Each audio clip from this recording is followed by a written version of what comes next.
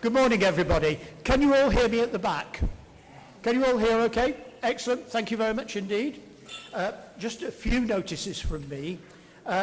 First of all, you'll notice once again we've got the board out, and I'm very pleased to tell you that Barbara Lashmer has very kindly offered to be the vice chair, and she was appointed by the committee to be the vice chair for the rest of the year. So thanks very much indeed to Barbara for volunteering, and she's going to help out with some of the events during the coming year, and also particularly with the group meetings. So very great thanks for Barbara. I do need to say, those of you who might think, hang on, this is the new chair in waiting, she's not. She's made it clear that she's happy to be the vice chair, but not the next chair, okay? So that's one for you. And in that connection, there are going to be some vacancies on the committee next year. So I do hope some of you will be starting to think about whether you might be available to do some of the committee functions. Next thing, can I mention, I'd like to say a big thank you to all the group conveners who are here. We managed a number of training sessions and induction sessions on our new database program, Beacon. We had a large number of conveners. We're enormously grateful to them, and also particularly grateful to Francis, who did all the organisation and backup and did the training. So thank you for that. In that connection, particularly for all of you, I've said before, we have lots of data about you, which we hold on the database. And we've always felt that it's very important for you to know the data which we hold. That's your names, addresses, emails, telephone numbers, next of kin, and so on. So over the course of the coming month, we're hoping to be able to send emails out to you all, so you'll be able to access the database and see the information which we hold on each one of you, and you can correct it and alter it. And in particular, we would like to make sure that we've got all the next of kin information for you on our computers, so that we know and we can access it if there are any difficulties, if anything happens. For example, if anybody falls ill at an event such as this, we can easily get hold of a next of kin because we have it on our phones, and we can immediately get hold of the address and telephone number that we need. So that's something that's coming up in the coming year. Sorry, in the coming month.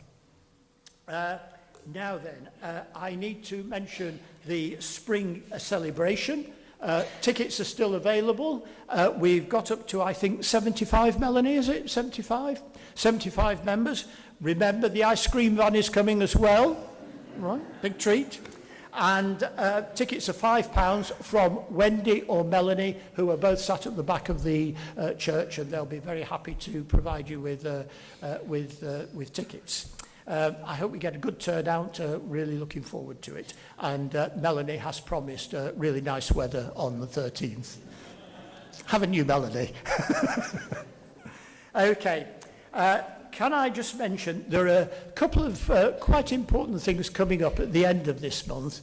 Bob's going to talk about the event we have with Thames Valley Police.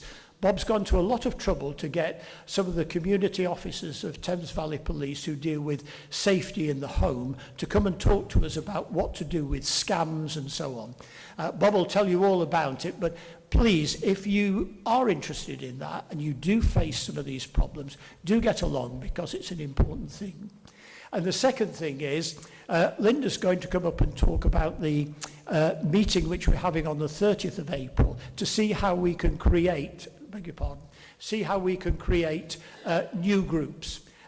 Great news is that there's a new group just about to be formed, and Bob will talk about that. But it's how to form a new group, what the problems are, what the opportunities are, how to go about it from the experience of those who've done it. Linda's going to talk a lot more about that, but the thing I want to emphasise to all of you is that our two committee members have put an awful lot of effort and work into getting these together, and your attendance would be very much appreciated so that we can make the most of the opportunity and learn from the experience of both Thames Valley Police and also from some of our conveners who've experienced the issues over the years. That's for me. Now, I think the only other thing I need to mention is I've been very kindly given a little note about what's known as the Chatty Cafe scheme, which is a chatter and natter table. It's a place where customers at the library can gather on Tuesdays between 2 and 3 o'clock. Just to, you find a table with the yellow sign, take a seat, and somebody will come along and have a chat with you. If you want to take advantage of that, Tuesdays 2 to 3 at the library. That's all I've got to say. Over to Jenny, I think, first. Jenny.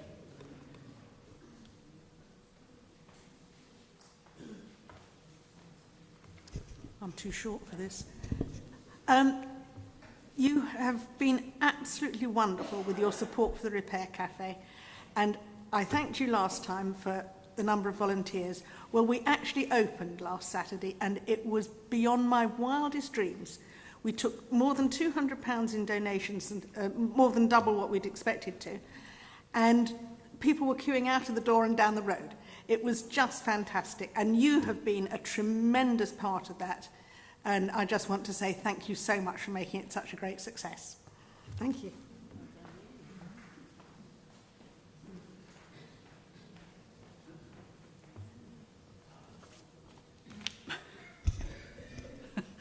Good morning, everybody. It's Linda Whitthread again. Ian very kindly discussed this meeting that Stu and I are going to host on the 30th of April, 2 till 4 o'clock. 2 till 4 at St Anne's on the 30th of April. We've sent an email out to lots of new members because this is really who we're hoping will come along. So anybody that's ever had any thoughts about, oh, we want a new group, not quite sure how to go about it. So please come along, even if you've just thought, oh, that might be a nice idea, because we could help you put it into action. So we're going to meet then. So Stu and I were going to cover everything that a potential new convener needs to know about starting a group. So please come along, tea and coffee, etc., biscuits, nice biscuits. Stu's asked for nice biscuits, will be served. So Stu and I are going to stand there in the break and we'll answer any questions you've got. So please come along. So if you've had any thoughts about starting a new group or just any ideas that you've got, come along and then we're going to talk you through any problems, but you won't have any problems. That's what it's all about. So hope to see you there and then at the meeting. Thank you.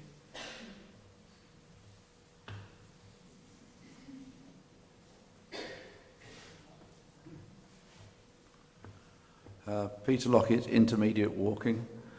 The Knapp Hill Walk, which is next week, the food side, the important thing.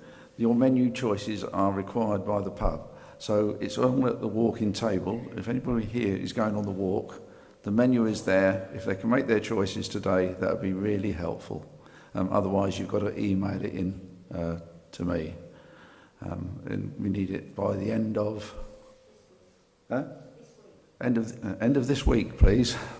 My manager has just told me. So if you can do either email it to us this week, or you can fill it in today on the sheet on the table there. Thank you.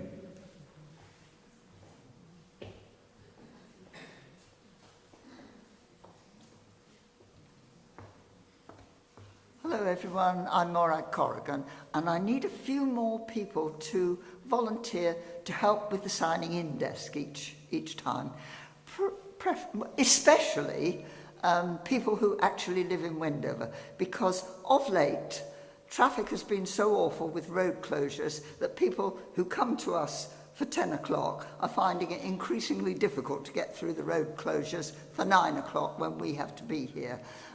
So after I've had my coffee and had a quick look round up there, I'll be at the back to take your details. So especially people who live in Wendover, please.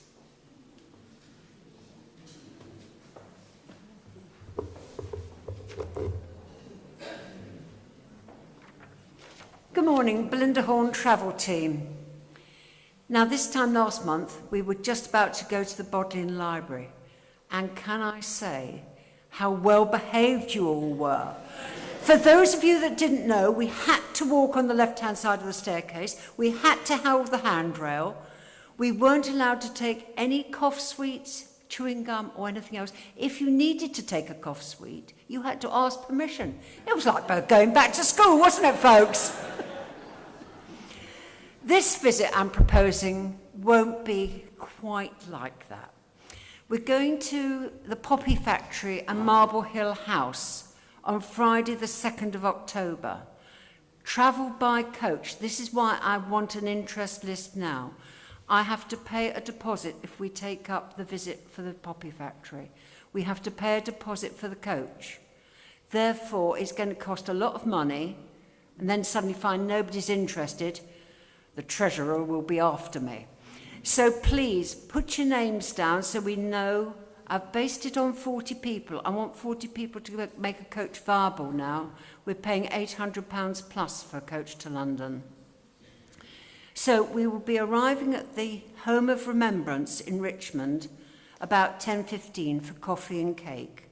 Afterwards, there will be a 30-minute presentation and then a 1-hour self-guided tour around the factory.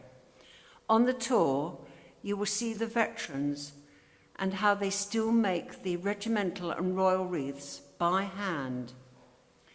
There will be time to explore the exhibition and get hands-on with poppy making. After that, a very short journey to Twickenham to the Marble Hill House. Now, some of you have been, but the house wasn't available then because it's just been restored. It's an English heritage property, but it's free at the moment. It banks onto the Thames, and it is the last complete survivor of the elegant villas and gardens that bordered the Thames between Richmond and Hampton Court. Inside the house, one can discover a taste of Georgian life with freshly conserved interiors and new displays that tell the story of Henrietta Howard, Marble Hill's remarkable owner. Outside, we can explore the 60 acres of riverside parkland with restored gardens and reinvigorated woods and even a 9-pin bowling alley.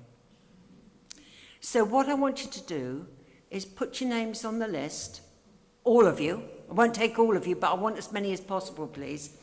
And then I will email you a booking form and you'll pay next month. So please come and support us on this. Thank you.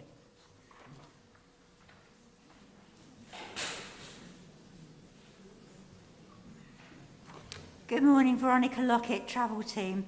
This is not about Wendover U3A, it's about Western Turville U3A. A new lady called Sarah Gunn has taken over the trips for Western Turville U3A, and she has some spaces on a trip to Windsor Castle on Friday the 26th of June. The cost would be about £45. If anybody would be interested, could you come and see me, please? And the other thing I'm going to speak about is Wendover Arts Festival, which is being held in the church again this year from Saturday the 23rd of May to Bank Holiday Monday the 25th of May. On the Saturday, it's open 10 until 5. On Sunday, 12 noon till 5 p.m. And on Bank Holiday Monday, 25th of May, open from 10 until 5. Everyone will be welcome, and it was a great success last year. There should be some posters up around the village anyway, but I've been asked to encourage you to come and see all these works of art. Thank you.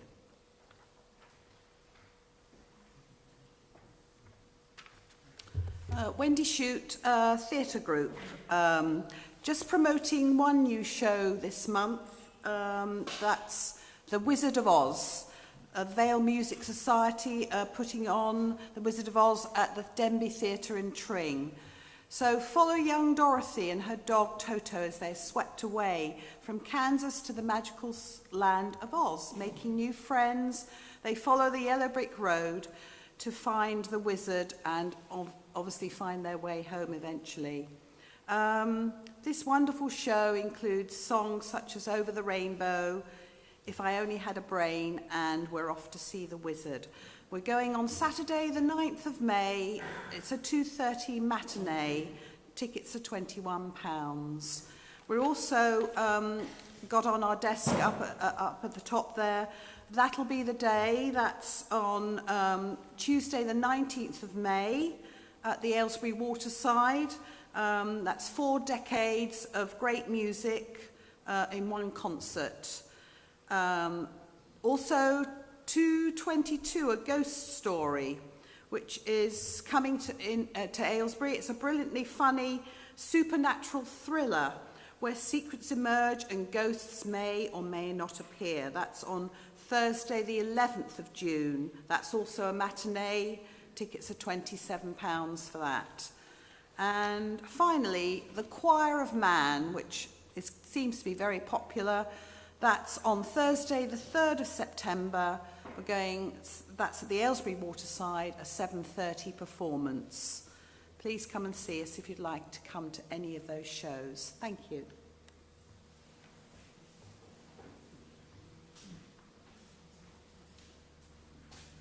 Morning, folks. Bob Reed. As Ian mentioned earlier, on Tuesday the 28th of April at 2 o'clock, that's Air Force speak to the rest of you, at 2 o'clock in the afternoon, we'll be having a police community support officer come down from Thames Valley Police to chat about fraud and scams. And we'd like as many people as possible to come along just to refresh your memory about what's currently going on, what frauds are out there. I'll be sending out an email later this week just to ask for positive responses for those that are interested, just so we can gauge numbers and whether once is enough. And secondly, just to mention briefly, I've sent out a request for anyone interested in the Cribbage Club. I've had a positive response so far to date, so more to follow on that later. Back to you, Ian.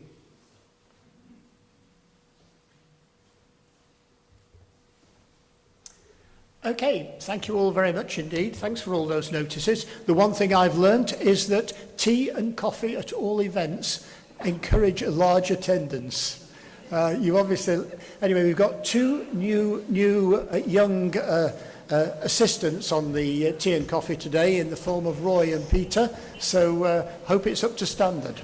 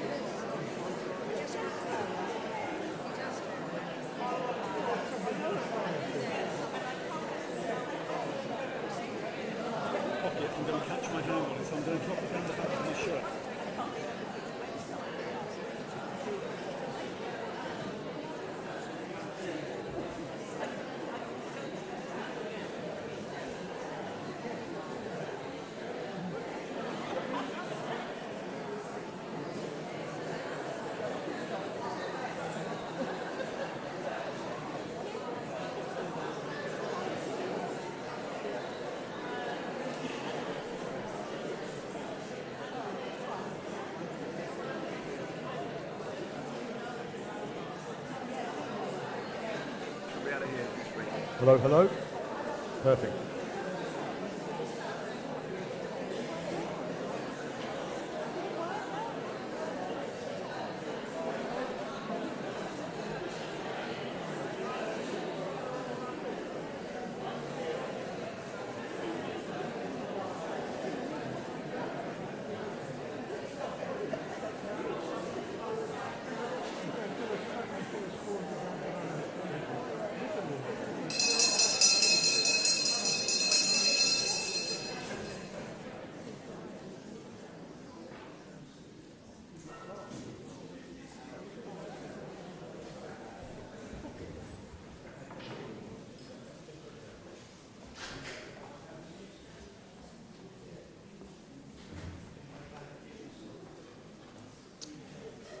Okay, thank you everybody. It's my great pleasure to introduce David Jones, who's going to talk to us about how tropical rainforests work.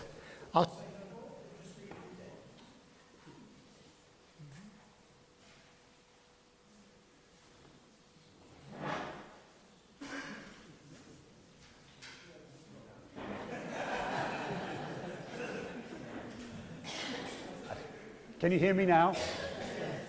Good. Can you hear me at the back? Can you hear me at the front? I think we are in business. Hello, lovely to be here. How are you all? Yes, everybody having a good morning? Everybody all right? I'm fine, thank you for asking. I know I don't live far away, but I have made an effort, so please, it will be lovely. So I work at the Natural History Museum in London. Who's been? It's fabulous. It's a great place to work. Hands up if you're a taxpayer. Thank you for funding my fabulous career. I am a rainforest ecologist. I've worked in 18 different rainforest countries around the world. I've spent a total of 5 years of my life living and working in rainforest and savanna ecosystems all over the world. I have had a fantastic career, and I'm going to tell you a little bit today about how tropical rainforests work. Does that sound all right? Good. I have a little zapper to advance the slides. Let me find that. Hands up if you've been to a tropical rainforest. Oh, many of you are well traveled. Excellent. Where? Peru. Oh, fantastic. I haven't been to Peru. Lucky you. Highest bird diversity in the world. Where else? Oh, Australia, the Queensland, Daintree. Yep, been there. Lovely. Did you see the cassowaries? You did? No. Did you see the tree kangaroos? Oh. Did you see the birds of paradise? We'll get there in the end. Did you see the wallabies? Yes, yes, yes. Excellent. Where else? Oh, beautiful. Fantastic. Yes, a lovely place. Did you see the hummingbirds? Yes, gorgeous. Where else? Ecuador. I haven't been to Ecuador, but I've heard it is also beautiful. I think we are in business. That's a rainforest in the Malaysian state of Sarawak on the island of Borneo. Who's been to Malaysia? Borneo? Yes, it's fantastic. I would recommend it. See it before you die. So, sense of urgency for all of us there, I think.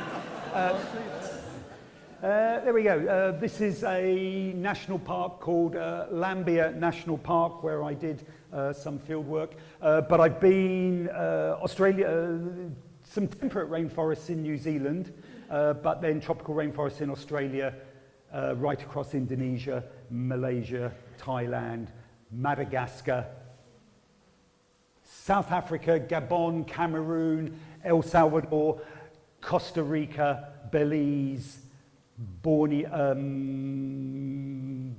French Guiana, Brazil, Argentina. Thank you very much. Goodbye. Let's see if this works. Why is this not working?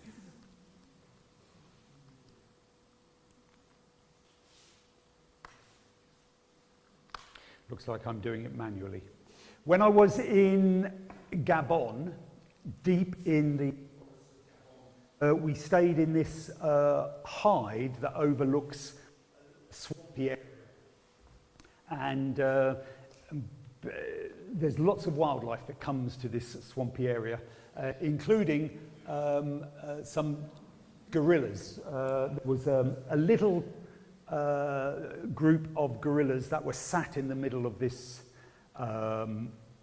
little swampy area with a big silverback who was just sat there in this swamp up to his waist, pulling up plants and eating the bulbs. And he had 2 females in his group. One of the females had a small infant, and the other one didn't have an infant, and so she was sort of wandering around a bit.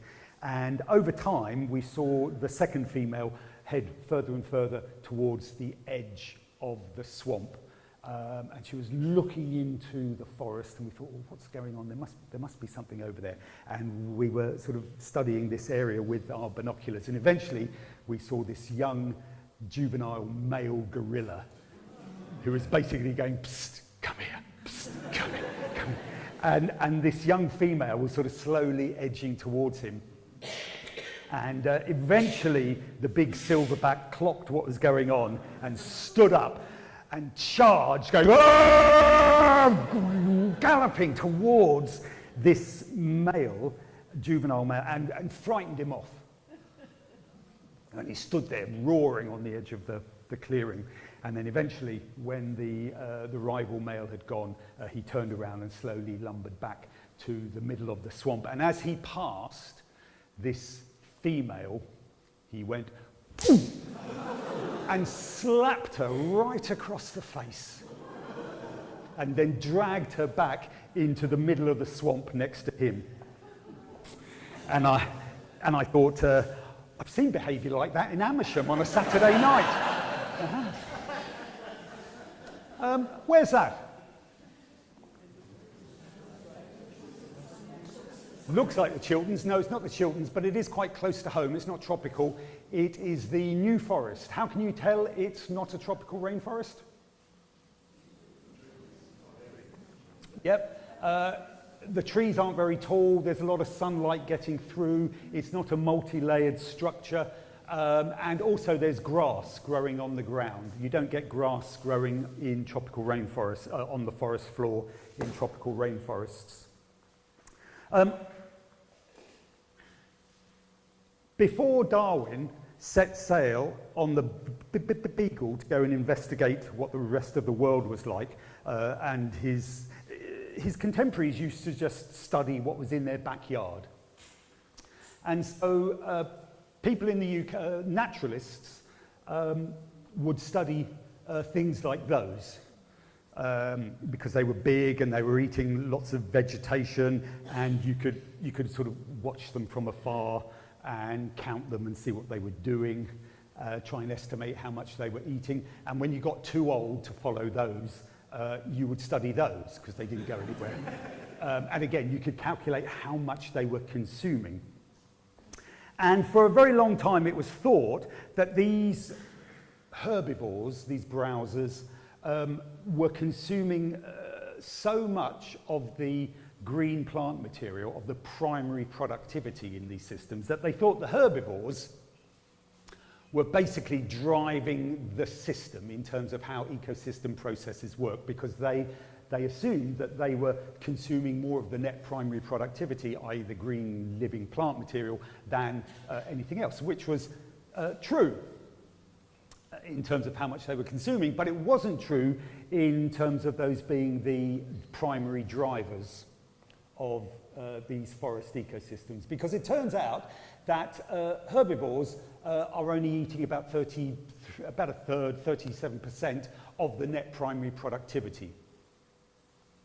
And then, of course, what happens is that they poo that out, it goes onto the ground, and it goes into the decomposition process. And it turns out that about 64% of all the living plant material doesn't get eaten. It just dies falls to the ground, and then it rots. It goes straight into the decomposition system, and that's where the majority of nutrients get recycled. That represents the largest energy flow in the forest system, not through the herbivore line. And indeed, what comes out the back end of those herbivores goes into the decomposition. When they die, that's where they end up. That's the fate of all of us. We will end up in the ground being eaten by worms, unless, of course, you're Elon Musk, in which case you'll blast your ashes off to Mars or something. But for the rest of us, our fate is to be the dinner of the worms and the microbes. And it is great news, because it turns out the decomposition system is fascinating. And if we want to understand how these forest ecosystems work, then we need to understand what the big players are. What are the main forces at work?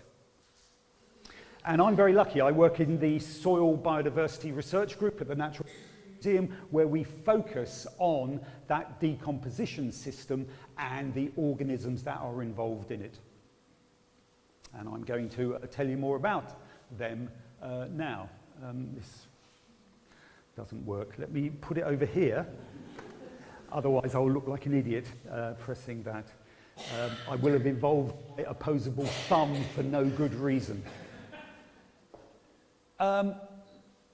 Here in Lambia National Park, again in Borneo, what can you see in the middle?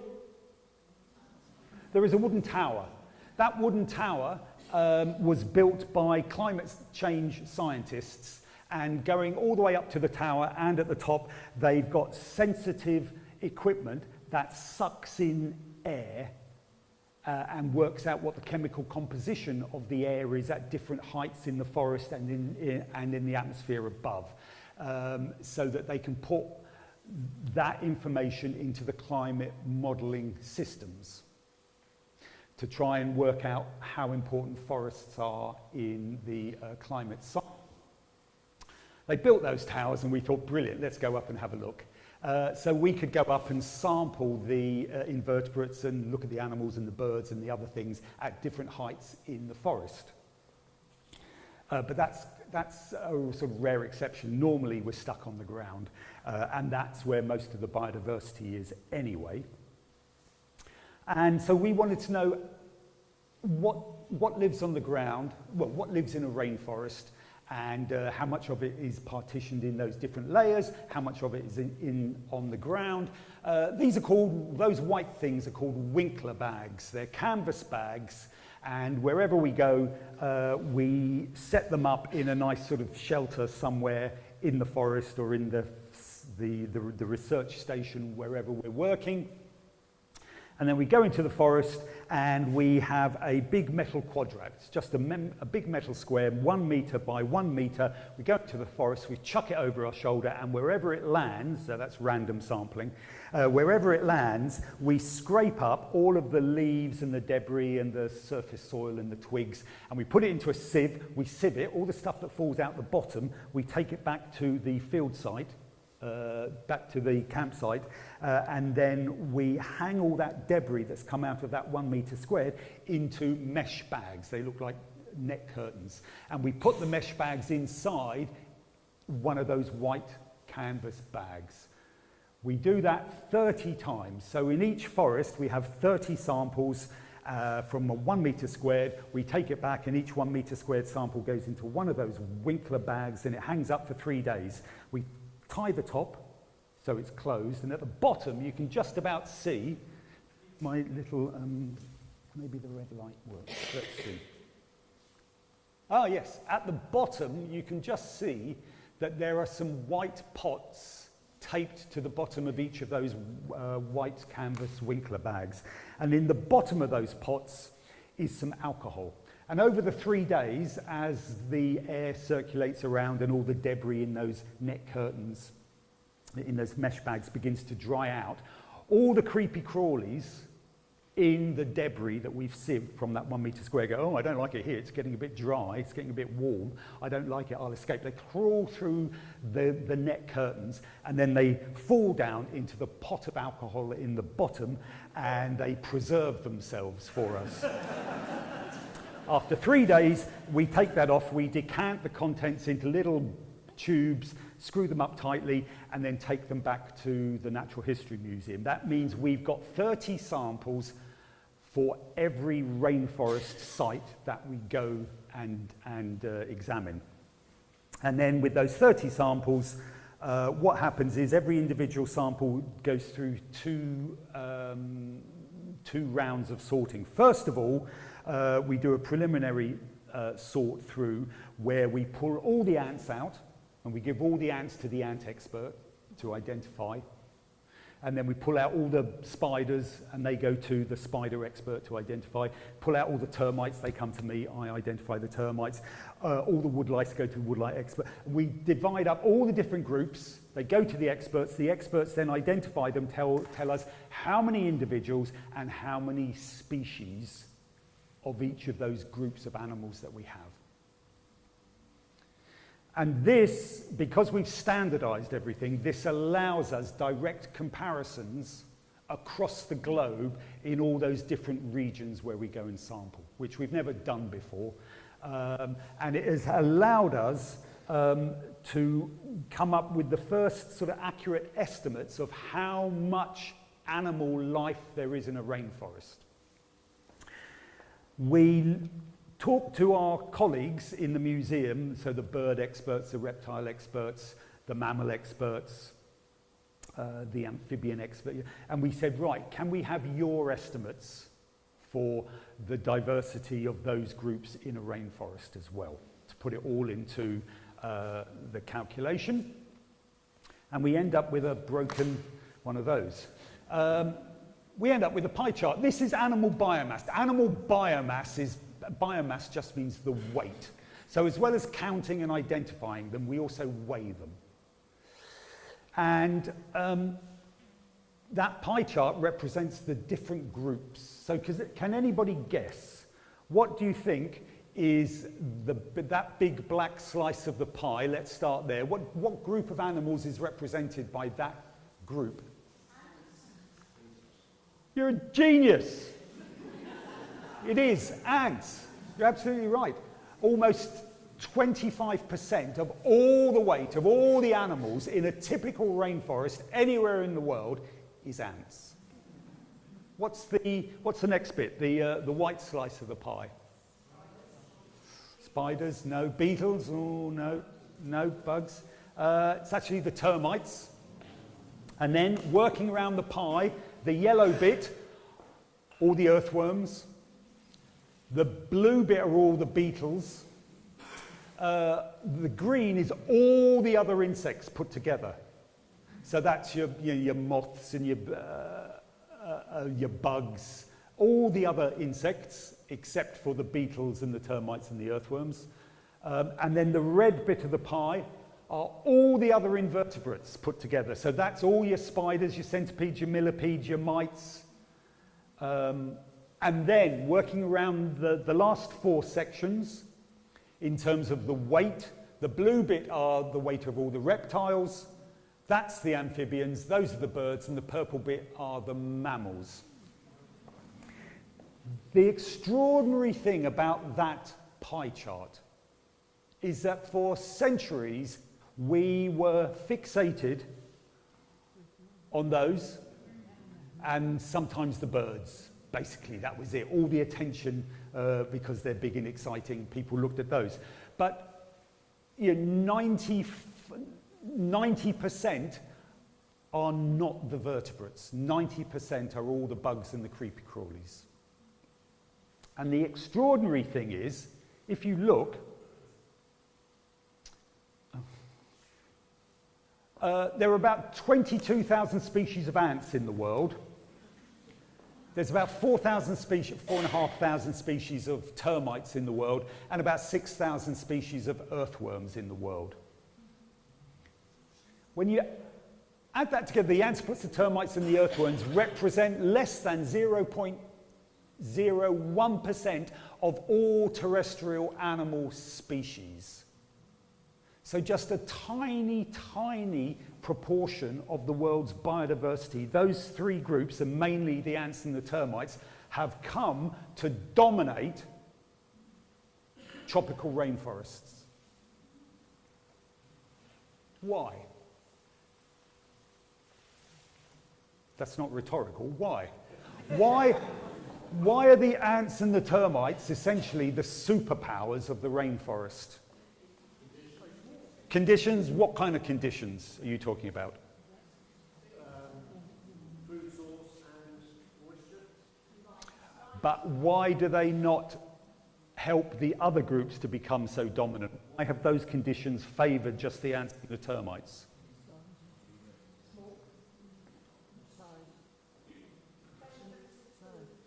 Yes, the availability of food. They are capturing the lion's share, almost half of all the available food resources. But why? Why are the ants and the termites able to do that and outcompete all those other groups?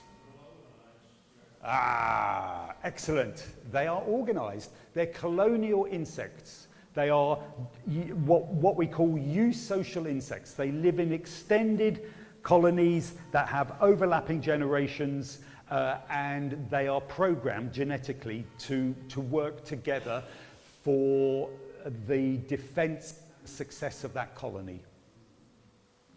And that has given them a massive ecological advantage over all the other groups, which are essentially solitary insects or solitary individuals. Yeah, they're just out there foraging around on their own, whereas the ants and termites have got huge armies of workers who are making them so successful. The reason why the earthworms are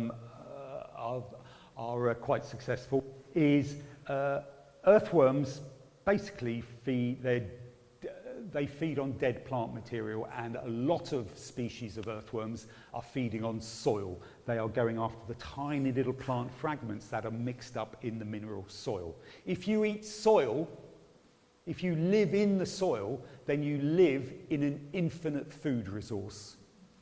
So they have an advantage of, no matter where they turn, they can find food. The termites are the most important decomposers. They are eating they again are eating dead plant material, they're eating soil as well, and so they are the most important animals in terms of driving the decomposition process. They're eating more of the dead plant material than any other groups of animals. And indeed, for a long time, we thought that fungi and bacteria were driving the decomposition system. But it turns out that termites actually monopolize decomposition. There are plenty of free-living fungi and bacteria which are out there consuming dead plant material, but in terms of how much they're consuming, the termites are consuming a lot more of it. And in seasonal forests or in savanna systems, when it gets dry,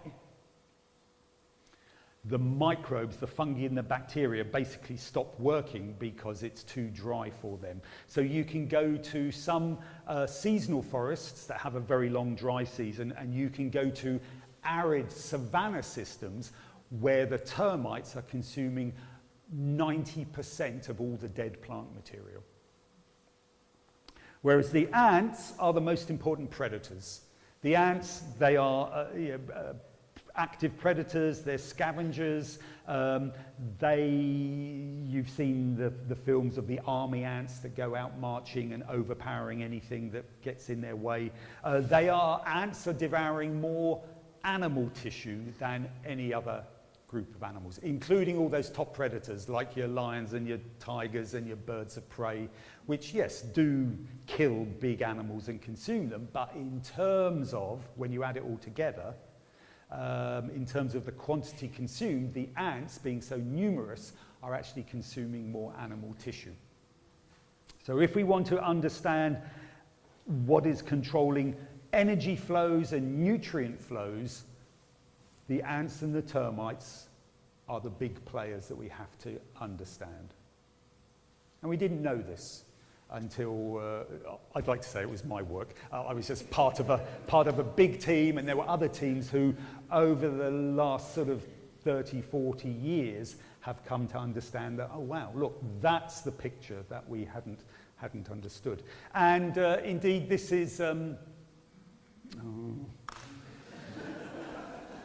animal biomass. Biomass is just animal abundance. Animal abundance is just the numbers of individuals. So when you count them all, again, ants are extremely numerous. Termites are the most numerous group, and that's the number of earthworms, beetles, all the other insects, all the other invertebrates.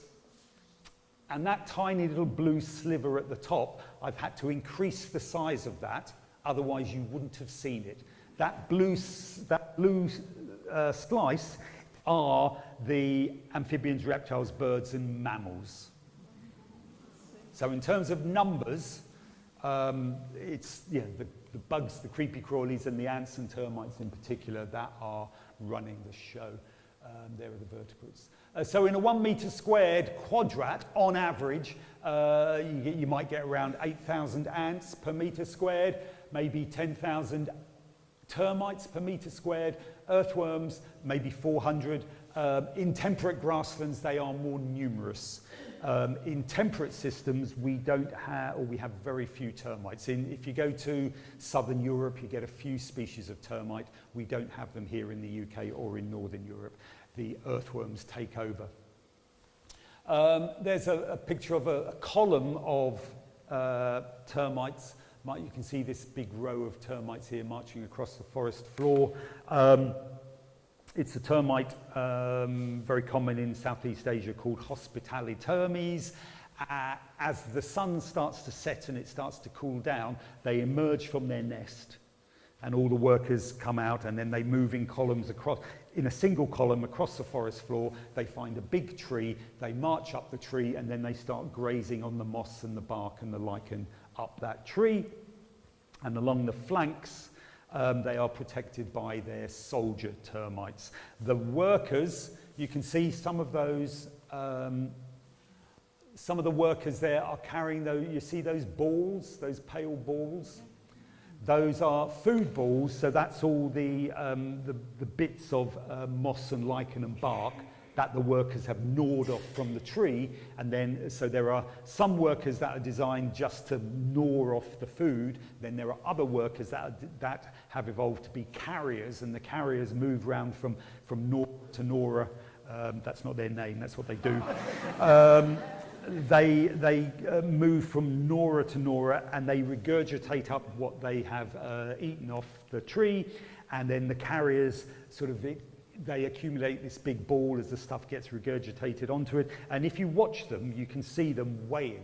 They'll sort of lift the ball up, and they'll go, it's not large enough yet, and they'll go around and make it bigger and bigger. And when it gets to the optimal size, they go, oh, that's enough, that's about as much as I can carry. They turn around, then they go back to the colony, and they have food stores in there, so they leave the food, and then if they've got time, they'll go out again for a second trip.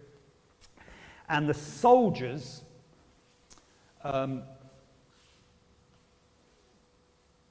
if you look, so there's a worker, black head, food ball, black head, food ball. The soldiers have the orange heads with this long pointy bit sticking out the front, if you can see that, long pointy bit. The soldier's head, you can see that orangey head, is enlarged at the back, and it is evolved along sort of tube at the front. And the back of the head has a big gland inside it, which stores defensive secretions, and it's encased in a big muscular sac, and that sac has a little tube that runs down the full length of the nose, that extended pointy nose, and there's a tiny little hole at the end of the nose. And the soldiers stand guard facing outwards on the flanks of the workers who are running backwards and forwards from the nest behind them. And the soldiers sort of stand there waving their antennae in the air, and their antennae are covered in chemical receptors. And when they detect the smell of ants, when they can sense, ants, I'm detecting ants, they get stressed and they squeeze that sac, and all the defensive secretion gets squeezed down the tube and shot out the front. And basically, the soldiers are about half a centimetre, about 4 millimetres long, and they can squirt their defensive secretion up to 3 centimetres in front of them. And they basically stand there, and if the ants attack, they just hose down the ants. And the defensive secretion has got a glue in it, so it sticks onto the exoskeleton of the ant, and the ants can't get rid of it. They can't groom it off. And it's so toxic, it eats through the exoskeleton, and the ant's legs drop off eventually. Because they know that if they get into a one-to-one hand fight with an ant, they will lose, because the ants have got big crushing mandibles. And so they have evolved a defensive strategy where they can keep them at bay, so they don't end up getting eaten by the ants. Here, this is the royal chamber of a termite colony. So if you crack it open, you'll find this is a termite called Macrotermes, very common in Africa. There's the queen, the big physogastric queen. That's the head. The tiny little round black bit at the front is the head. That's the abdomen. That's the thorax, where you can see the legs. And all of that big white extended thing is the abdomen. She grows into an egg-laying machine. She can produce in excess of 1,000 eggs a day. And then there are workers who gather around the back. When the eggs pop out, the workers grab the eggs and then carry them off to the nursing chamber, where they are reared and looked after and kept safe.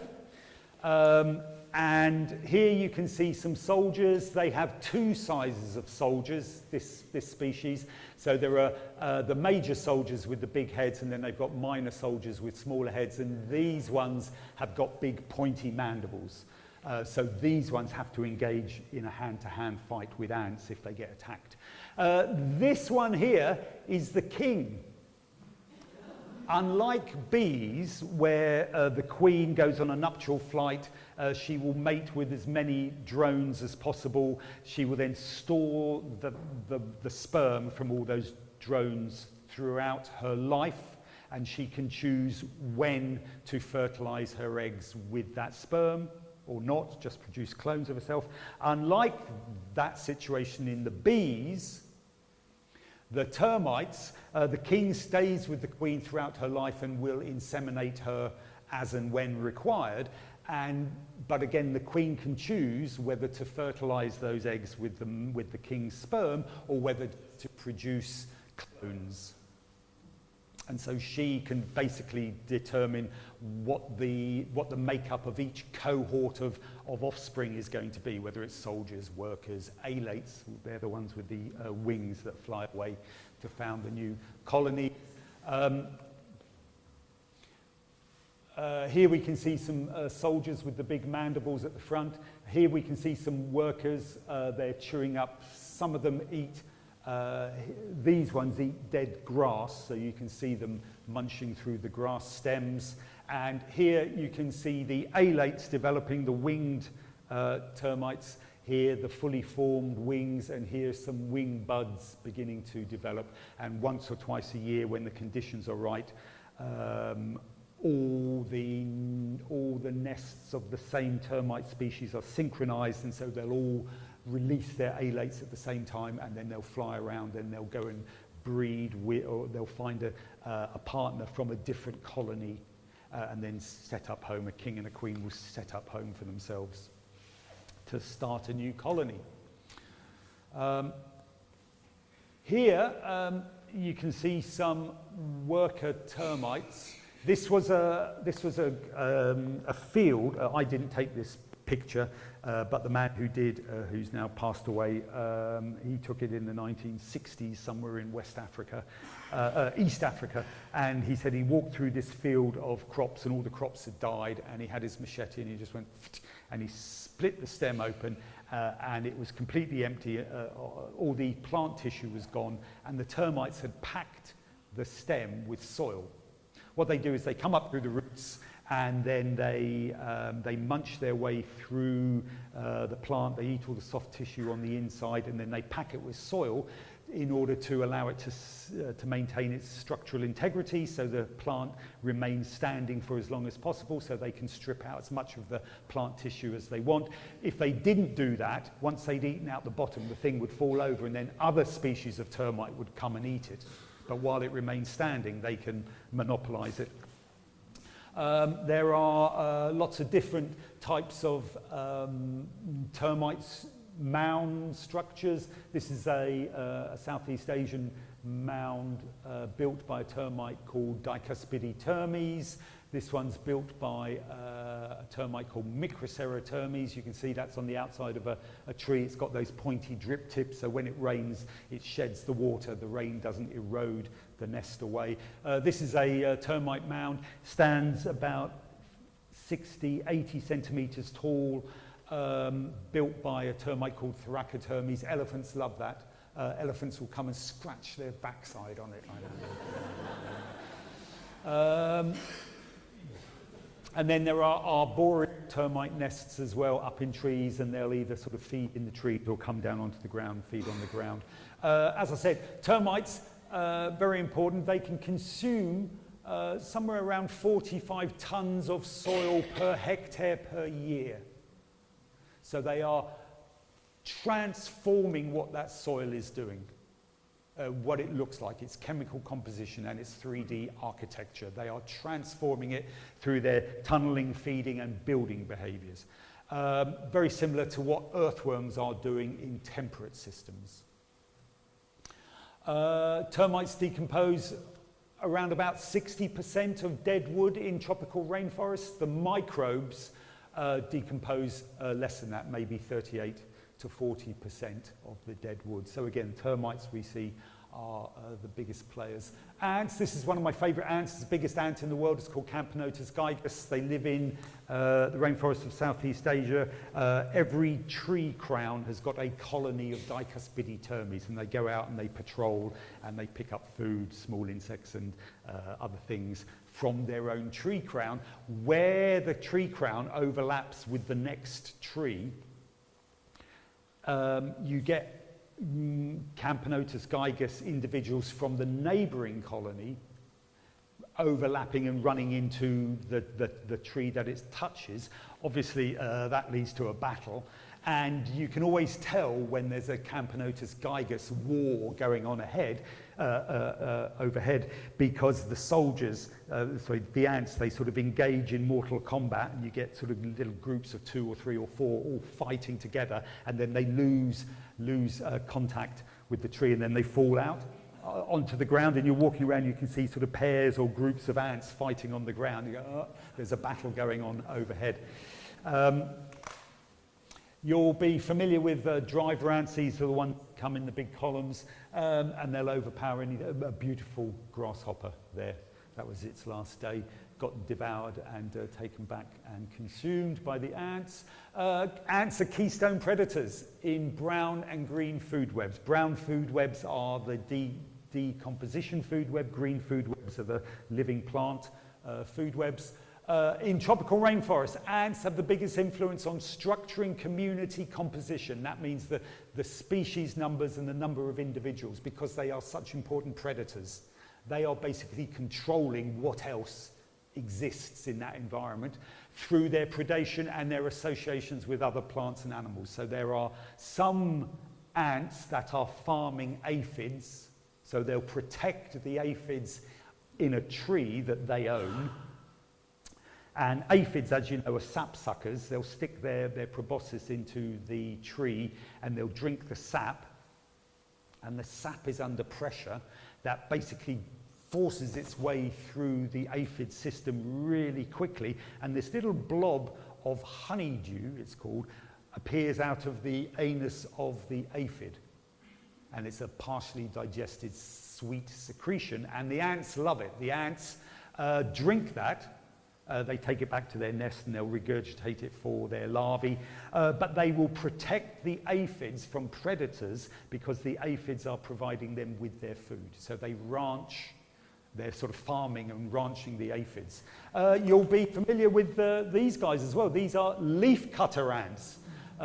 Very common in Central and South America. They cut off discs of leaves and then they'll carry them back to their nest.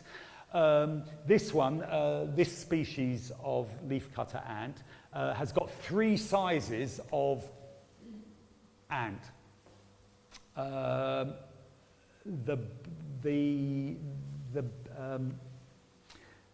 They have an intermediate size, which are the cutters. They go and find the plants, and then they will cut off the leaf discs, and they fall onto the ground. And then the biggest ant, the big size of ant, are the carriers. They lift up the leaf discs and then carry them home.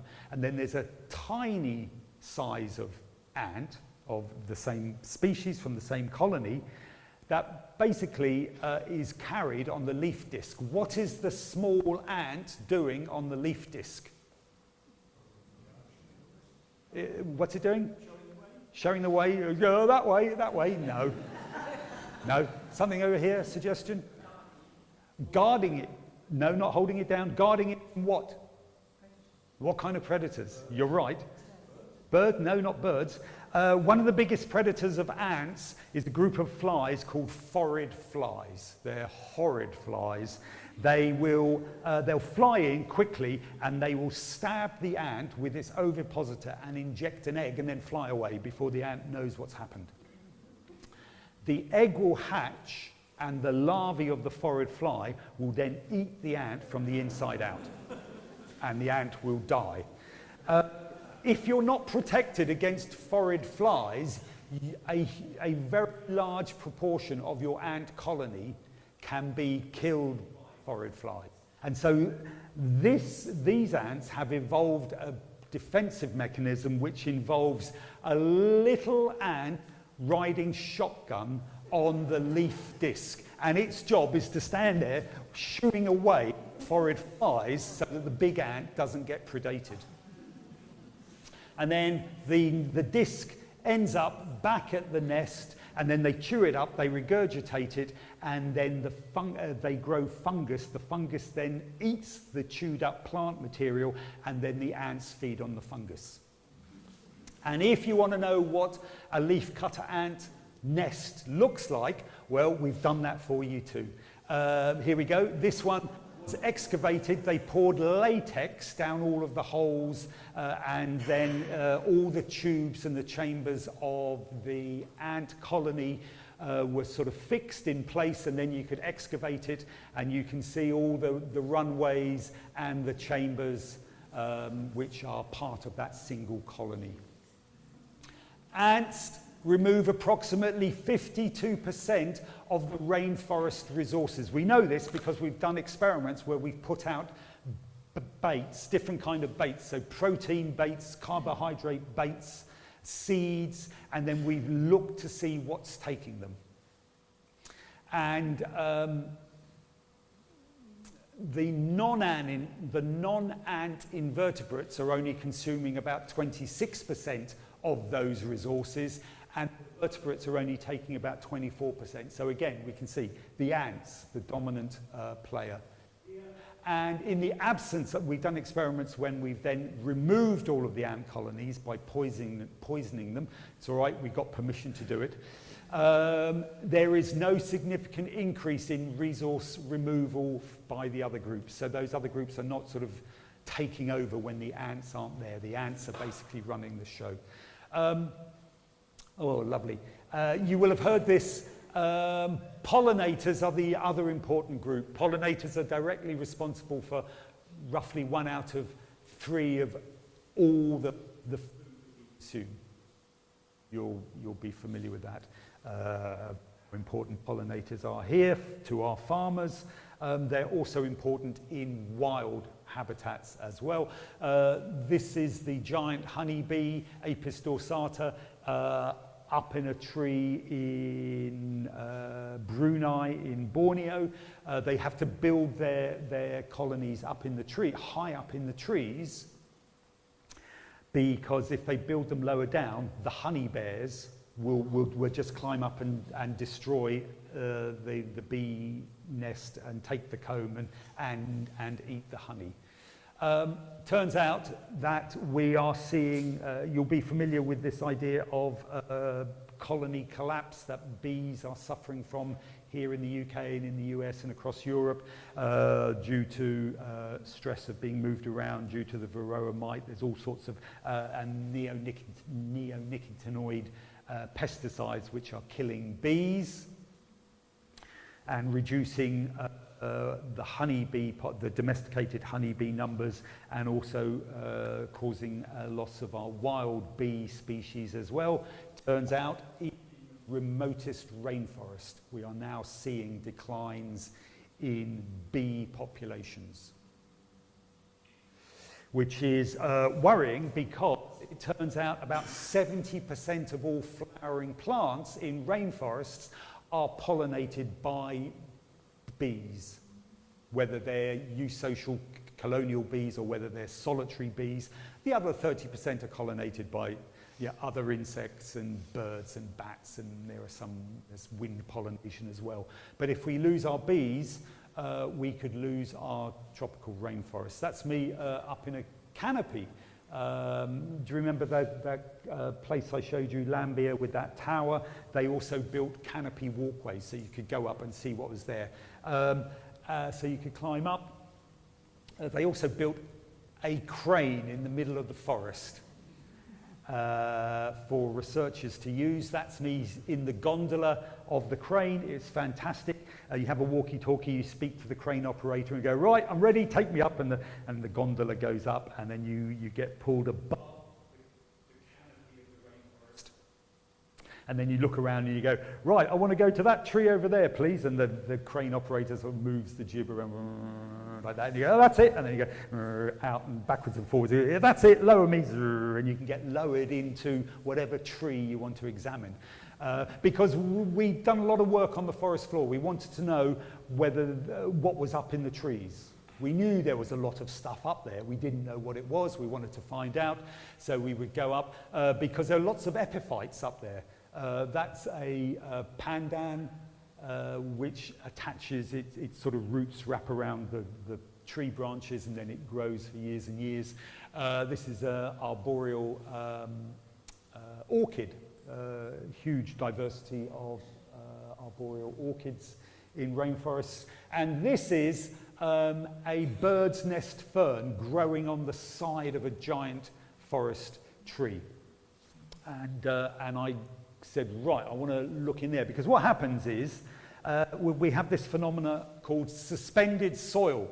So all the leaves and twigs and bird poo and other things get caught in these aerial plants, and then they start to rot down and they become soil. There's no mineral soil in it, but it is just rotting humus.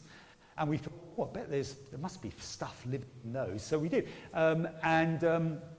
You can see it accumulates a lot of dead leaves, and then if you go down and look up those fronds, as the fronds die, they fold down and they become this sort of skirt of decaying leaves. Sorry, I shouldn't really show you that photo.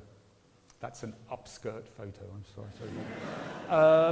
So there's all this dead, rotting plant material, both in the plant and around the plant. And so I was able to get positioned right next to it, and then you lean over and you just scoop all of that rotting vegetation out.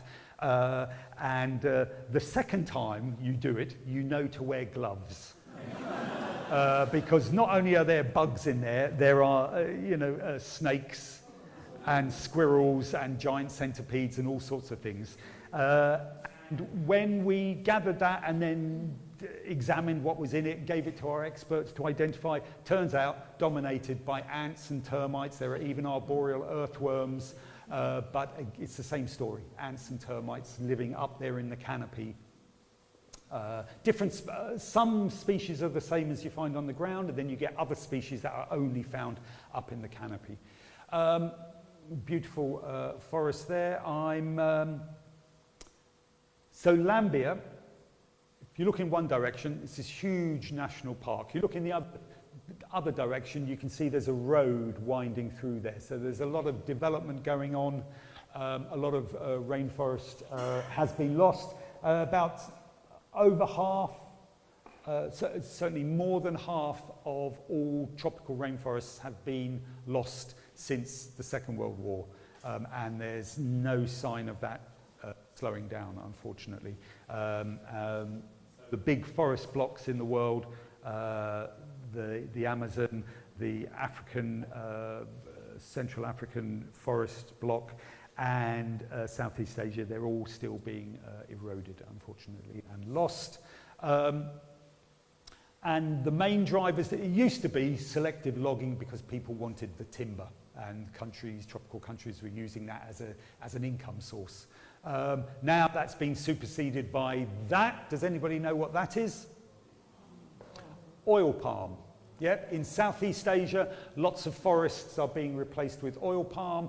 You know the story, it's in our peanut butter, it's in all sorts of products. Please buy palm oil free products in order to help protect these environments. Does anybody know what that is?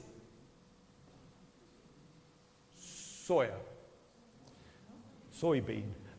In South America, a lot of forest is being lost to soybean and also to cattle ranching. I'm wrapping up. How long have I?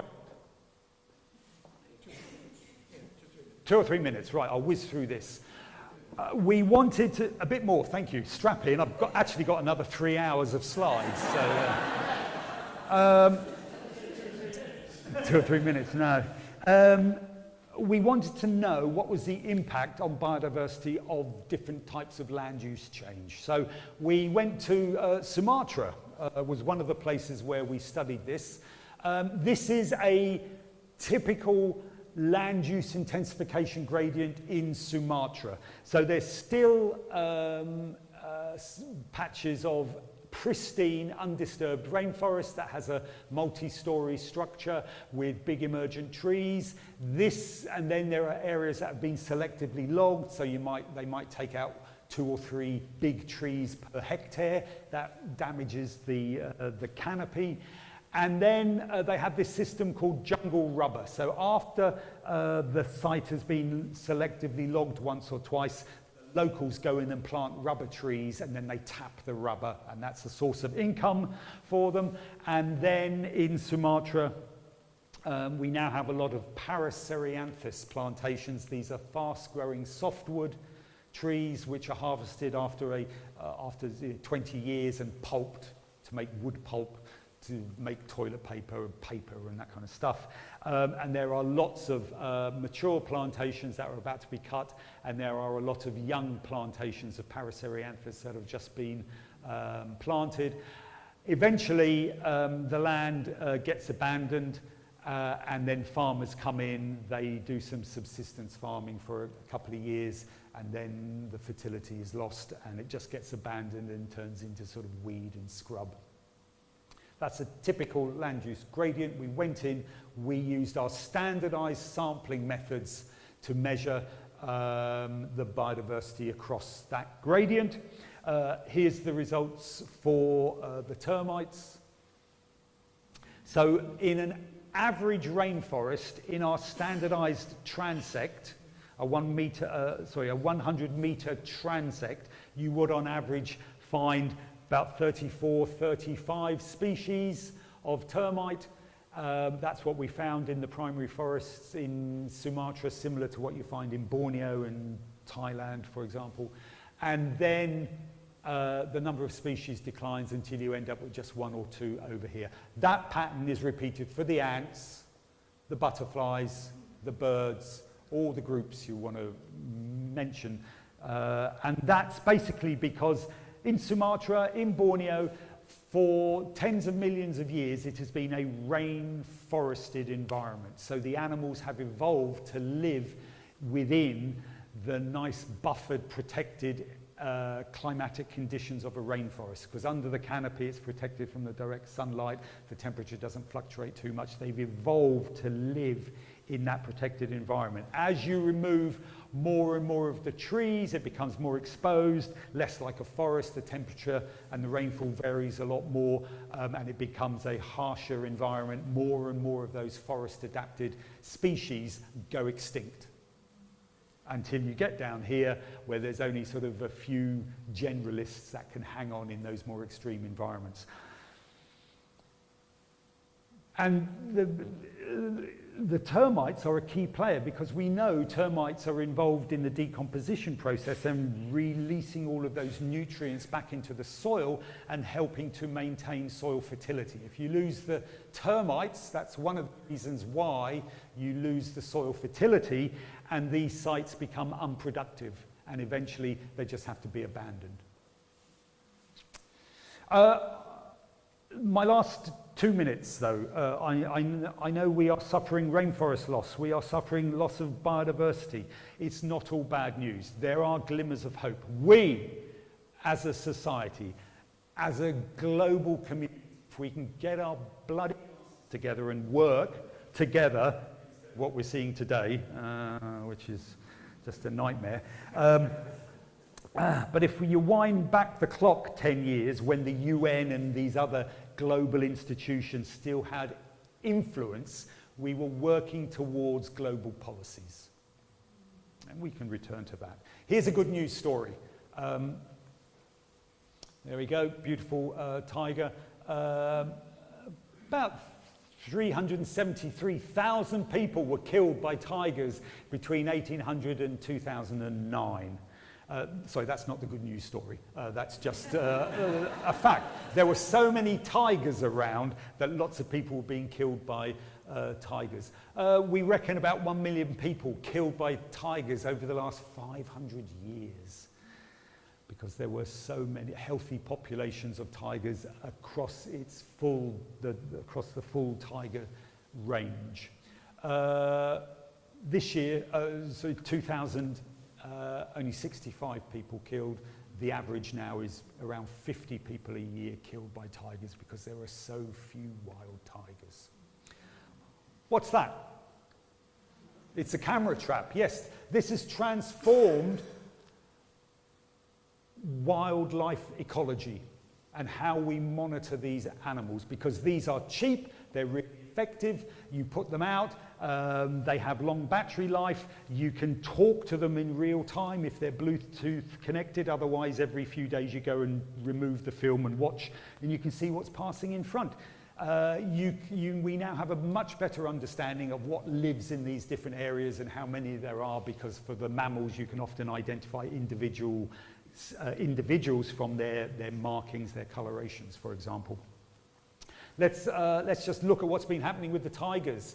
There's been a 40% increase in wild tiger numbers from 3,200 in 2015 up to 4,500 in 2022.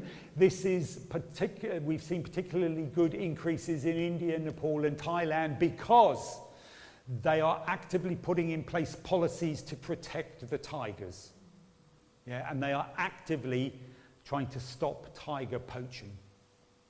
When we put in the effort, we can make a difference, improve the situation.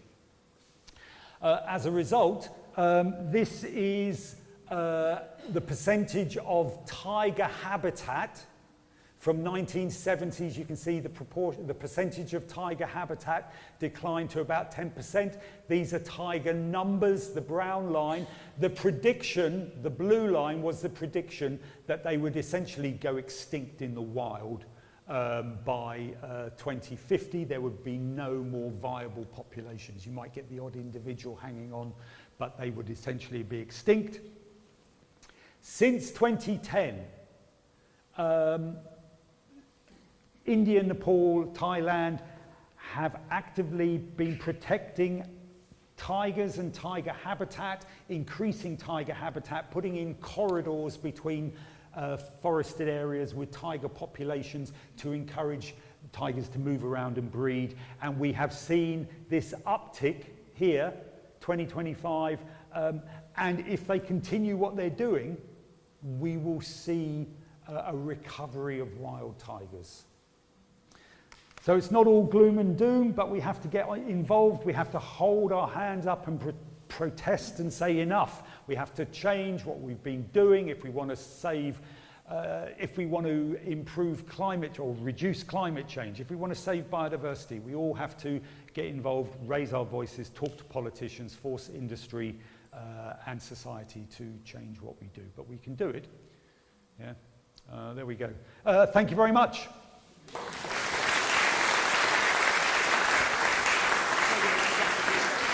Yes. Can I start with a question? And my question is, do all these termites and ants actually provide all the nutrition for those huge trees? That's everything that gets those trees growing.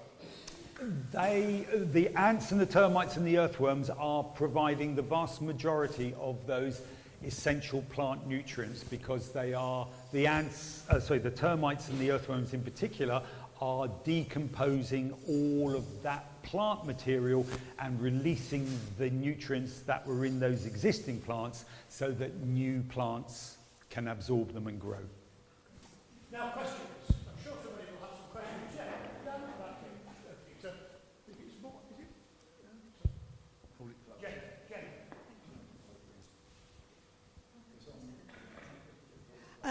I'm a very enthusiastic gardener, and I'm getting increasingly nerdy with old age about soil.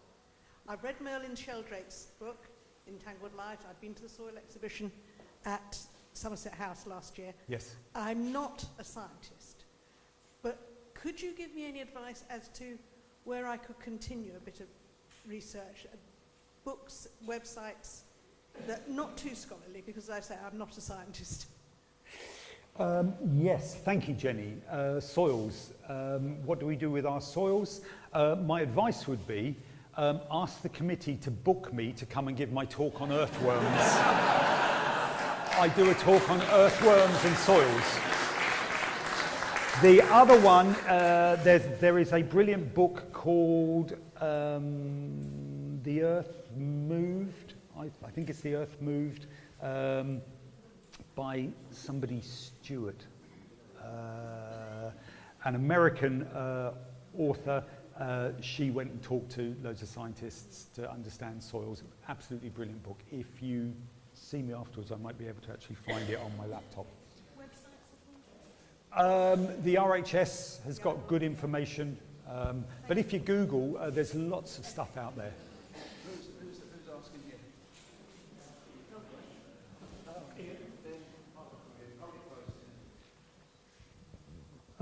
Are there any species of ants and termites that are common across all tropical rainforests? No, there are no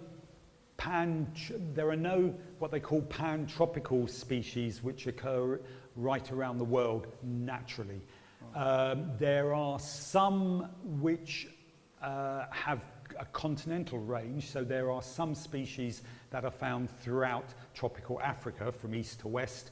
There are some species which are found right across Southeast Asia. Similarly, in the Amazon, there are some widespread species. But humans, being stupid species, we have introduced some species which can establish themselves elsewhere. So there's a story around fire ants, which are a terrible species when they're not in their natural habitat where they belong. They've been introduced to other places and survive quite happily, and they are causing real havoc. So to answer your question, no transtropic, no species found everywhere, but some have a wide range. Thank you. Any more questions? Yes. Jenny's got another question. I'm most encouraged by the increase in the tiger population, but how about increasing the termite population? You talked about the destruction of soil fertility, where palm oil and soya are being grown, is the only way of reverting that is to stop growing those things and get back to rainforests. I know Costa Rica has done that, but is that happening anywhere else in the world? Yes, if in those sort of industrial agricultural systems, unless you deliberately create additional microhabitats where you can get a few extra species coming in, there is no practical, easy way to reverse it. You have to you have to stop farming it or using it that way, and then have a different farming method which incorporates more trees, or you basically leave it to revert to forest. If you leave it to revert to forest, if there is neighbouring pristine forest, then eventually when the trees grow up, species from the neighbouring forest will come and colonise it. Often though, we're now looking at entire landscapes which have had all the natural forest removed, and so it would take a very, very long time for those to recover to its original biodiversity. Even if the trees grew up, they would be depauperate for a long time. You can manage that and introduce certain species which you can breed in zoos or wherever and then introduce them, or you can put in forest corridors and hope. But it is a difficult process if you haven't got a patchwork landscape with some existing forest, some original forest remaining. But there are countries that are doing it. It's not just Costa Rica. Gabon, where I've been, they have set up a huge network of forested sites right across the interior of Gabon. The West is working with many countries to help design policies to protect biodiversity at a landscape scale, which allows them still to farm, but has a sort of more of a patchwork system. There's been a lot of research on it. There's a guy at Cambridge whose name escapes me, who's done the mathematical modelling on what proportion of forest and natural habitat do you need compared to farming to grow enough food while protecting biodiversity. So it's a trade-off between those extensive systems or more intensive farming, and it depends on the location. It depends on what the original vegetation was, as to what the sweet spot is. But yeah, we need to protect food security. Human population is going to rise to 10, 11 billion. We're going to have 50, 100 years of food insecurity, and then human numbers are going to start falling rapidly. But then we'll have all sorts of other societal chaos going on. So we're going to live in exciting times. But if we work together, it's not beyond the wit of humankind to resolve these problems. The trouble is the vested interests, the politics don't allow us to do that very easily. Okay, thank you very much indeed. Oh, yes. One last question. Hang on, Bill. Yeah, one.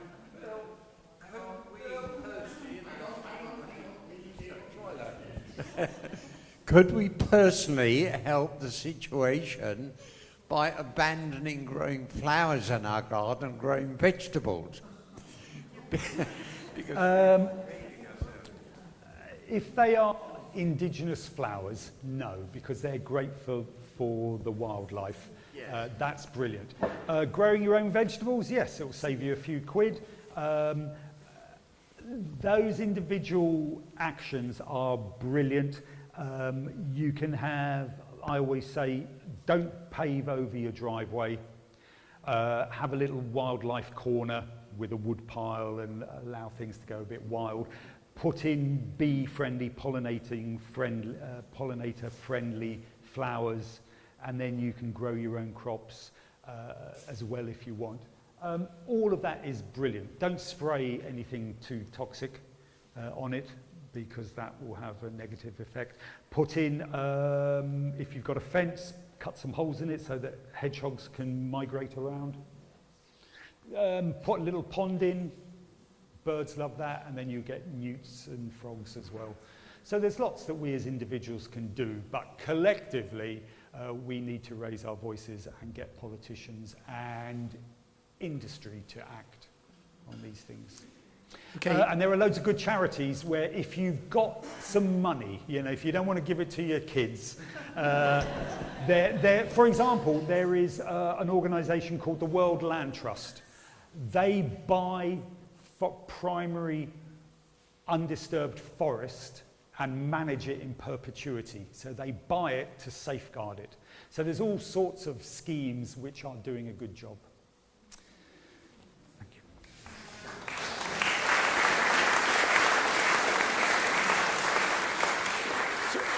Well, thank you very much indeed.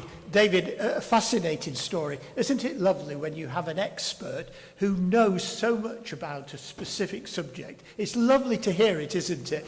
You are obviously an expert on termites. You know everything about termites, about every different but you also have a broad range as well. A really fascinating talk. I love the start about the gorillas. What a lovely story.